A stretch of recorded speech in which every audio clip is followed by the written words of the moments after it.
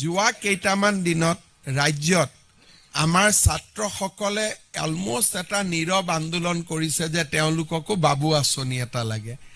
আজি আমি এই ধৰণে আপোনালোকক জনাব খুজিছোঁ যে পোষ্ট গ্ৰেজুৱেট পঢ়া ছাত্ৰসকলক আমি ফেব্ৰুৱাৰী মাহৰ 1 তাৰিখৰ পৰা মাহত 2000 টকাকৈ আগবঢ়াম আৰু গ্ৰেজুৱেট পঢ়া ছাত্ৰসকলক আমি মাহত 1000 টকাকৈ আগবঢ়াম। প্ৰথম বৰ্ষৰ পৰা এই বছৰ আমি TDC আৰু PG ফাৰ্ষ্ট ইয়াৰৰ ষ্টুডেণ্টবিলাকক বা ষ্টুডেণ্টসকলক এই আঁচনিত আমি সামৰি ল'ম। এই আঁচনিখন সকলোৰে বাবে মুকলি নহ'ব। যাৰ পিতৃ মাতৃৰ উপাৰ্জন 4 লাখ টকালৈকে আছে তেওঁলোকৰ বাবে এই আঁচনিখন দিয়া হ'ব। বিলো 4 lakhs চৰকাৰী চাকৰিয়াল আদি এই আঁচনিৰ পৰা বাদ পৰিব। ছোৱালীসকলৰ ক্ষেত্ৰত আমি সকলোকে দিছোঁ।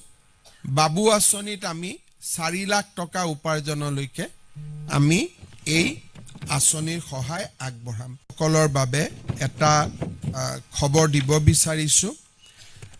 নিৰ্বাচনৰ সময়ছোৱাত অৰুণোদয় আঁচনি প্ৰদান কৰা সদায় এটা বিতৰ্কিত বিষয় হৈ থাকে।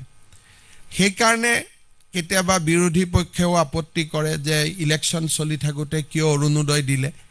আমি যাতে বিতৰ্কৰ ঊৰ্ধত থাকিব পাৰোঁ, ফেব্ৰুৱাৰী মাহৰ 20 তাৰিখে অসমৰ প্ৰতিগৰাকী অৰুণোদয় হিতাধিকাৰীক বিহুৰ উপহাৰ হিচাপে আমি আগতীয়াকৈ 8000 টকা দিম। তাৰমানে প্ৰতিগৰাকী আই মাতৃ যিসকলে অৰুণোদয় আঁচনি পাই আছে, দে উইল গেট জানুৱাৰীত আমি তেওঁলোকক নিদিওঁ একো।